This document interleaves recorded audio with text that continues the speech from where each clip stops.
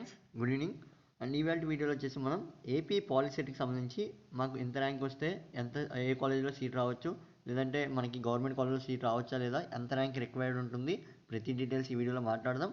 అంతేకాకుండా కౌన్సిలింగ్ గురించి, AP POLYCET counselling అనేది మనకి ఎప్పుడు స్టార్ట్ అవుతుంది, అసలు స్పోర్ట్స్ కోటా వాళ్ళు ఎలా మనం డాక్యుమెంట్స్ అనేవి రెడీ చేసుకోవాలి, లేదా ఎన్సీసీ వాళ్ళు ఏ విధంగా మనకి డాక్యుమెంట్స్ అనేవి రెడీ చేసుకోవాలి, ఎవరికి ఎప్పుడు కౌన్సిలింగ్ అనేది ఉంటుందో నేనైతే ఈ వీడియోలో క్లియర్గా చెప్తాను. ఇది 2024 పాలిసెట్కి సంబంధించి నేనైతే డీటెయిల్స్ చెప్తానండి. అంతేకాకుండా మీ ర్యాంక్ బేస్ చేసుకుని మీకు ఏ కాలేజ్లో సీట్ రావచ్చు, అసలు మనకి ఫ్రీ సీట్ వస్తుందా లేదా అనేది ఈ వీడియోలో క్లియర్గా డిస్కస్ చేద్దాం. అండ్ వీడియో లాస్ట్ వరకు చూడండి. అండ్ ఇంతవరకు మన ఛానల్ సబ్స్క్రైబ్ చేసుకోకపోతే సబ్స్క్రైబ్ చేసుకోండి. అండ్ మీ ర్యాంక్ ఎంత వచ్చిందో కామెంట్ బాక్స్లో కామెంట్ చేయండి. దాన్ని బట్టి నేను కామెంట్ బాక్స్లో కూడా మీకు రిప్లై అయితే ఇస్తాను. మీరు చూసినట్లయితే మనకి ఫస్ట్ ఏపీ పాలిసెట్ ఎగ్జామినేషన్ అనేది ఇది ఏప్రిల్ 2024-27 అయితే కండక్ట్ చేయడం జరిగిందండి. ఇది వచ్చేసి మనకి స్టేట్ బోర్డ్ అయితే కండక్ట్ చేస్తుంది. అండ్ అంతేకాకుండా ఏపీ పాలిసెట్ ఆన్సర్కి వచ్చేసి మనకి 30వ తారీఖున అయితే రిలీజ్ చేశారు. రిజల్ట్ వచ్చేసి మనకి 8వ తారీఖు అయితే రిలీజ్ చేయడం జరిగింది. ఇది వచ్చేసి మనకి బేసిక్ ఆల్రెడీ అందరికి తెలిసిందండి. బట్ కౌన్సిలింగ్ డీటెయిల్స్కి వస్తే ఇంకా మనకి స్టేట్ బోర్డ్ నుంచి ఎటువంటి రెస్పాన్స్ అయితే లేదు. అంటే మనకి ఇంకా కౌన్సిలింగ్ నుంచి ఎటువంటి డేట్స్ అయితే ఇవ్వలేదు. బట్ ఎప్పుడు కండక్ట్ చేస్తారు ఏంటి అనేది అయితే మనకి డీటెయిల్స్ ఇచ్చారు. మీకు ఇప్పుడు ఒకసారి క్లియర్గా చూపిస్తాను, ఒకసారి చూడండి. ఇక్కడ చూస్తుంటే మనకి మంత్ అండ్ ఇయర్ అయితే ఇచ్చారండి. ఇక్కడ చూడండి, మే 2024 మే ఆర్ జూన్ 2024లో మనకి కౌన్సిలింగ్ అండ్ ఫీ పేమెంట్ కూడా స్టార్ట్ అవుతుందని అయితే చెప్తున్నారు. ఈ కౌన్సిలింగ్ వచ్చి మీకు ఆన్లైన్లో అయితే ఉంటుంది. మీరు ఆన్లైన్లో ద్వారా మనకి ఫాస్ట్గా కౌన్సిలింగ్ అనేది కంప్లీట్ అవుతుంది. యాజ్ వెల్ యాజ్ మీకు ఎటువంటి మిస్టేక్స్ ఉంటే అప్పుడు ఆఫ్లైన్కి పిలుస్తారండి. మీరైతే మ్యాక్సిమం ఆన్లైన్లో పెట్టుకోవడానికి ప్రయత్నించండి. అంతేకాకుండా ఇప్పుడు వచ్చేసి మనకి స్పోర్ట్స్ కోటా కానీ, లేదంటే పిహెచ్డి అంటే ఫిజికల్లీ హ్యాండిక్యాప్డ్ క్యాండిడేట్స్ కానీ, లేదంటే మనకి ఎన్సీసీ కేటగిరీ వాళ్ళు కానీ ఎలా అప్లై చేసుకోవాలి, అసలు వాళ్ళకి డాక్యుమెంట్ వెరిఫికేషన్ అనేది ఎప్పుడు ఉంటుందో ఇక్కడ చూడండి. ఇప్పుడు వచ్చేసి మీకు స్పోర్ట్స్ కోటా కానీ, లేదా క్యాప్ కానీ, ఎన్సీసీ కానీ ఇలా ఏ కేటగిరీ ఉన్నా సరే మీరైతే జూన్లో మీకైతే డాక్యుమెంట్ వెరిఫికేషన్ ఉంటుందండి. ఇది వచ్చేసి మీకైతే ఖచ్చితంగా విజయవాడ అయితే రమ్మంటారు. ఎందుకంటే మీకు అక్కడ డాక్యుమెంట్ అనేది ఒరిజినల్ డాక్యుమెంట్ వెరిఫికేషన్ ఆన్లైన్లో అయితే చేయరు, మీకు ఆఫ్లైన్లో మాత్రమే చేస్తారని అయితే ఇక్కడ క్లియర్గా ఇచ్చారు. అండ్ ఇది వచ్చేసి జూన్లో అయితే ఉంటుంది. అండ్ మిగతా కాలేజ్ అలాట్మెంట్ అంతా అయిపోయాక మీకు కాలేజ్ ఎప్పుడు స్టార్ట్ అవుతాయి అసలు ఏంటనేది మీకు ఇంకో వీడియో అయితే తయారు చేస్తాను. ఇప్పుడు వచ్చేసి మీ ర్యాంక్కి మీకు ఏ కాలేజ్లో సీట్ వచ్చే ఛాన్సెస్ ఉన్నాయో ఇక్కడైతే మాట్లాడుకుందాం. ఇక్కడ చూడండి, మీకు ఫస్ట్ గవర్నమెంట్ కాలేజ్లో సీట్ రావాలంటే మనకి ఎంతవరకు ర్యాంక్ అనేది ఇక్కడ ఫస్ట్ మాట్లాడుకుందాం అండి. ఏంటంటే మీకు ఫస్ట్ సీట్ అనేది ఎవరికి అలాట్ చేస్తారంటే ఎవరైతే పాలిసెట్ ఎగ్జామ్ క్వాలిఫై అవుతారో వారికైతే ఖచ్చితంగా సీట్ అలాట్మెంట్ అనేది జరుగుతుంది. అండ్ మీకు ఫీజు రియంబర్స్మెంట్ అనేది కూడా పడుతుంది. మీకు ఫ్రీ సీట్ అనేది ఖచ్చితంగా వస్తుందండి. మీరైతే ఏ కాలేజ్ అయినా, కొంతమందికి అయితే గవర్నమెంట్ కాలేజెస్ వస్తాయి. మంచి ర్యాంక్ ఎవరికైతే వస్తుందో వాళ్ళకి మాత్రమే గవర్నమెంట్ కాలేజెస్ అయితే అలాట్ చేస్తారు. అండ్ పెద్ద ర్యాంక్ వచ్చినా సరే అలాట్ చేస్తారా చేయరా అనేది అయితే మీ యొక్క క్యాస్ట్ అండ్ మీ యొక్క ఇన్కమ్ మీద అన్నిటి మీద డిపెండ్ అయితే ఉంటుందండి. డైరెక్ట్గా మనం అయితే చెప్పలేం, అంటే ఈ ర్యాంక్ వాళ్ళకి ఖచ్చితంగా ఈ కాలేజే వస్తుంది, లేదంటే ఈ ర్యాంక్ వాళ్ళకి రాదు అని అయితే మనం అయితే చెప్పలేం. ఎందుకంటే మీ క్యాస్ట్ బేస్ చేసుకొని మీకైతే సీట్ అలాట్మెంట్ అనేది జరుగుతుంది. యాజ్ వెల్ యాజ్ మీ కేటగిరీని బేస్ చేసుకొని సీట్ అలాట్మెంట్ అనేది జరుగుతుంది.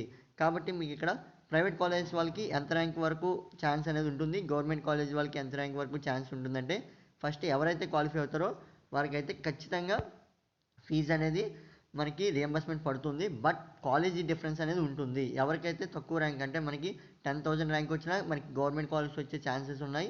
యాజ్ వెల్ యాజ్ 5,000 వచ్చినా 4,000 వచ్చినా ఇలా ఎంత తక్కువగా వస్తే అంత మంచిదండి. మనకి ఆ ర్యాంక్ ఎంత వచ్చినా సరే మీకైతే గవర్నమెంట్ కాలేజ్ మనకి వచ్చే ఛాన్సెస్ అనేవి ఉంటాయి. అంతేకాకుండా మనకి తక్కువ ర్యాంక్ వచ్చినా ఖచ్చితంగా గవర్నమెంట్ కాలేజ్ వస్తుందని అయితే మనం అయితే చెప్పలేం. ఎందుకంటే మనకి అక్కడ క్యాస్ట్ బేస్ చేసుకొని కూడా మీకైతే సీట్ అనేది ఇస్తారు. యాజ్ వెల్ యాజ్ మీకు ప్రైవేట్ కాలేజ్ పెట్టుకోవాలంటే మీరు ఏ ర్యాంక్ వరకు అయినా మీరు పెట్టుకోవచ్చు. లాస్ట్ ర్యాంక్ వరకు మీరు ఖచ్చితంగా ఏ కాలేజ్ అయినా సరే మీకు సీట్ అనేది ఇస్తారు. అంటే ప్రైవేట్ కాలేజ్లో ఏ కాలేజ్ అయినా మనకి సీట్ ఇచ్చే ఛాన్స్ అనేది ఎక్కువగా ఉంటాయి. కొన్ని రెప్యుటెడ్ ప్రైవేట్ కాలేజ్లో మాత్రం మంచి ర్యాంక్ వస్తే మాత్రం ఇస్తారు. అది ఎంత ర్యాంక్ అనేది చూడండి, మీకు 1 to 10,000 ర్యాంక్ వరకు మీకైతే గవర్నమెంట్ కాలేజ్ ఛాన్సెస్ అయితే ఉన్నాయండి. ఇక్కడ వచ్చేసి మీకు అదే మీకు టాప్ గవర్నమెంట్ కాలేజ్ రావాలంటే ఖచ్చితంగా మీరు 1,000 లోపు అయితే తెచ్చుకోవాల్సి ఉంటుంది. ఇది వచ్చి మీకు టాప్ 1,000 కాలేజ్ రావాలనుకున్నట్లయితే మీకు గవర్నమెంట్ కాలేజీలో సీట్ రావాలంటే 1,000 లోపు అయితే తెచ్చుకోవాలి. ఎవరైతే ప్రైవేట్ కాలేజ్ అంటే వెల్ రెప్యుటెడ్ ప్రైవేట్ కాలేజెస్ ఉంటాయి కదా, వాటిలో సీట్ తెచ్చుకోవాలనుకుంటున్నారో వారైతే 1 to మనకి 25,000 ఆర్ 40,000 వరకు మీకు సీట్ అనేది వచ్చే ఛాన్సెస్ అయితే ఉంటాయి. ఇది వచ్చేసి మనకి వెల్ రెప్యుటెడ్ ప్రైవేట్ కాలేజ్లో సీట్ రావాలనుకున్నట్లయితే. అండ్ అబోవ్ ర్యాంక్ వాళ్ళకి వచ్చేసి కాలేజ్లో సీట్ అయితే వస్తుందండి. బట్ ప్రైవేట్ కాలేజా లేదంటే రెప్యూటెడ్ ప్రైవేట్ కాలేజ్ అనేది మనం అయితే చెప్పలేం. ఎందుకంటే కొన్ని మంది క్యాస్ట్ రిజర్వేషన్ ద్వారా వస్తుంది, కొంతమంది స్పోర్ట్స్ కోటా రిజర్వేషన్ ద్వారా వస్తుంది, కొంతమంది ఎన్సీసీ, ఇలా మనకి రిజర్వేషన్స్ అనేవి చాలా ఉన్నాయి. ఆ రిజర్వేషన్ బేస్ చేసుకొని మీకు అనేది సీట్ అలాట్ చేస్తారు. మ్యాక్సిమం మీరు మంచి కాలేజ్ పెట్టుకోవడం ప్రయత్నించండి. మనకి మంచి కాలేజ్ ఏంటి అనేది ఎలా తెలుస్తుందంటే, మీకు ఎప్పుడైతే గవర్నమెంట్ కాలేజ్ జాయిన్ అవుతారో మీకు ఫీజు అనేది జస్ట్ చాలా తక్కువ ఉంటుందండి. గవర్నమెంట్ కాలేజ్కి కంపేర్ చేసుకుంటే ప్రైవేట్ కాలేజ్లో సీట్ మనకి వాల్యూ అనేది ఎక్కువ. ప్రైవేట్ కాలేజ్లో మనకి సీట్ వాల్యూ ఎక్కువ. ఎందుకంటే ఇక్కడ మీకు ప్రైవేట్ కాలేజ్లో వచ్చేసి రియంబర్స్మెంట్ పడినా సరే సమ్ ప్రైవేట్ కాలేజ్ వచ్చి 25,000 వరకు ఫీజు అనేది తీసుకుంటాయి. కొన్ని ప్రైవేట్ కాలేజ్ 30,000 వరకు ఫీజు అనేది తీసుకుంటాయి. అండ్ గవర్నమెంట్ కాలేజ్లో వచ్చేసి మనకి 2,500 టు మనకి 5,000 లోపు మధ్యలోనే ఉంటుంది. కాబట్టి మీకు ఎప్పుడైనా ఫీజు రింబర్స్మెంట్ లేట్ అయినా లేదా ఆలస్యమైనా సరే మీకు గవర్నమెంట్ కాలేజ్లో అయితే ఖచ్చితంగా మీకు తక్కువగా ఉంటుంది కాబట్టి పే చేసుకునే ఛాన్సెస్ అనేవి ఉంటాయండి. అండ్ అంతేకాకుండా గవర్నమెంట్ కాలేజ్లో వచ్చి మీకు ఎవ్రీ అంటే ప్రతిసారి ఫీజు రియంబర్స్మెంట్ పడిన ప్రతిసారి మీరైతే ఫీజు కట్టాల్సిన లేదు. అంతా కలిపి చాలా కాలేజీల వరకు ఒకసారి పేమెంట్ చేసేస్తే సరిపోతుంది. యాజ్ పర్ కాలేజ్ రూల్స్ ప్రకారం మీరైతే పేమెంట్ అనేది చేయాల్సి ఉంటుంది. బట్ ప్రైవేట్ కాలేజీలో మాత్రం మీరు ఎప్పుడైతే ఫీజు రియంబర్స్మెంట్ పడుతుందో, ఎప్పుడైతే మీకు 1 టర్మ్ పడుతుందో ఆ టర్మ్ ఫీజు అలా తెచ్చి మీరు కట్టాల్సి ఉంటుంది. అప్పుడే మీకు సెమిస్టర్ ఎగ్జామ్స్ అనేవి రాయనిస్తారు. ఇది వచ్చేసి మనకి government and private college difference అండి. అండ్ అంతేకాకుండా గవర్నమెంట్ కాలేజ్ వచ్చేసి మీకు ఎప్పుడైతే ఫీజు పడుతుందో అప్పుడు మాత్రమే మీరు పే చేస్తారు. బట్ ప్రైవేట్ కాలేజ్ వచ్చేసి మీకు పడినా పడకపోయినా ఫీజు అనేది పే చేయాల్సి ఉంటుంది.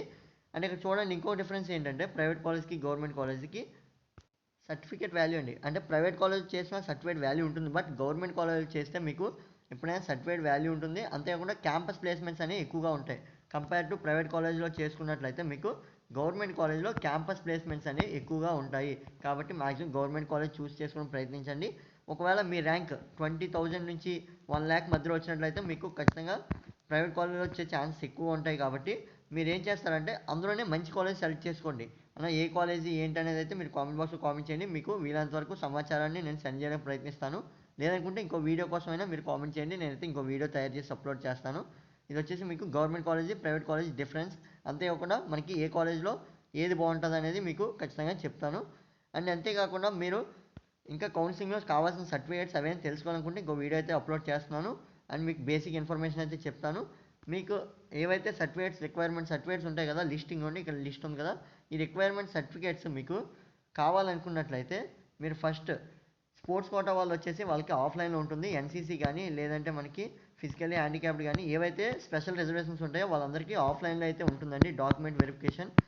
అండ్ అంతేకాకుండా ఎవరికైతే నార్మల్ కేటగిరీలో అంటే జనరల్ కేటగిరీ అని ఓబీసీ కానీ అప్లై చేసుకోవాలనుకుంటారో వాళ్ళైతే ఆన్లైన్లో అప్లై చేసేసుకోవచ్చు. మీకు ఆన్లైన్లో వచ్చేసి అక్కడెక్కడే డాక్యుమెంట్ వెరిఫికేషన్ అనేది జరిగిపోతుంది. అండ్ సీట్ అలాట్మెంట్ మాత్రం కొద్దిగా టైం అయితే తీసుకుంటుంది. ఖచ్చితంగా సీట్ అయితే వస్తుందండి. ఇంకో విషయం అండి, మీరు ఎప్పుడైతే అప్లై చేసుకోవాలనుకుంటారో మీకు ఒక విషయం ఏంటంటే అప్లై చేసుకున్నప్పుడు ఒక కాలేజీ లేదా 10 కాలేజీలు లేదంటే 15 కాలేజీలు పెట్టి కౌన్సిలింగ్లో ఆపేయకండి. మీకు ఎంతవరకు మీ దగ్గరలో ఉన్న కాలేజీలు ఎంతవరకు మీకు తెలిసినట్లయితే అన్ని కాలేజీలు పెట్టడం ప్రయత్నించండి. మ్యాక్సిమం ఆఫ్ కాలేజెస్ మీరు పెట్టడానికి ప్రయత్నించండి. ఎందుకంటే మీ ర్యాంక్కి ఆ కాలేజీలో సీట్ రావచ్చు, రాకపోవచ్చు. అంటే మీ ర్యాంక్ అండ్ మీ కేటగిరీ అండ్ మీ రిజర్వేషన్ బేస్ చేసుకొని సీట్ అనేది అలాట్ చేస్తారు. కాబట్టి మీరు మ్యాక్సిమం కాలేజ్ పెట్టడం వల్ల ఫస్ట్ కాలేజ్ రాకపోయినా సెకండ్ రాకపోయినా థర్డ్ కాలేజ్, ఇలా 12th థర్డ్ రాకపోయినా 10th, ఇలా మీకు ఎక్కడైతే సీట్ వస్తుందో అక్కడైతే మీకు ఖచ్చితంగా ఇస్తారు. కాబట్టి 1, 2, 3 కాలేజ్ పెట్టి లేదా 10 కాలేజ్ పెట్టి ఆపేయకండి. మ్యాక్సిమం ఆఫ్ కాలేజెస్ మీరు పెట్టడానికి ప్రయత్నించండి. ఒకవేళ మీది మంచి ర్యాంక్ అయినా సరే మీ బ్యాడ్ లక్ ఉంటే ఏం చేయలేం. అందుకనే మీకు మ్యాక్సిమం కాలేజ్ పెట్టడానికి ప్రయత్నించండి. ఇది వచ్చేసి కాలేజ్ డీటెయిల్స్. అండ్ ఈ వీడియో మీకు ఉపయోగపడింది అనుకుంటున్నాను. ఎవరికైతే ఉపయోగపడిందో కామెంట్ బాక్స్లో కామెంట్ చేయండి. అండ్ వీడియో లైక్ చేయండి, సబ్స్క్రైబ్ చేసి వీడియో షేర్ చేయండి. అండ్ ఇంకా మీకు మరికొన్ని అప్డేట్స్ అయితే అందిస్తాను. Thanks for watching.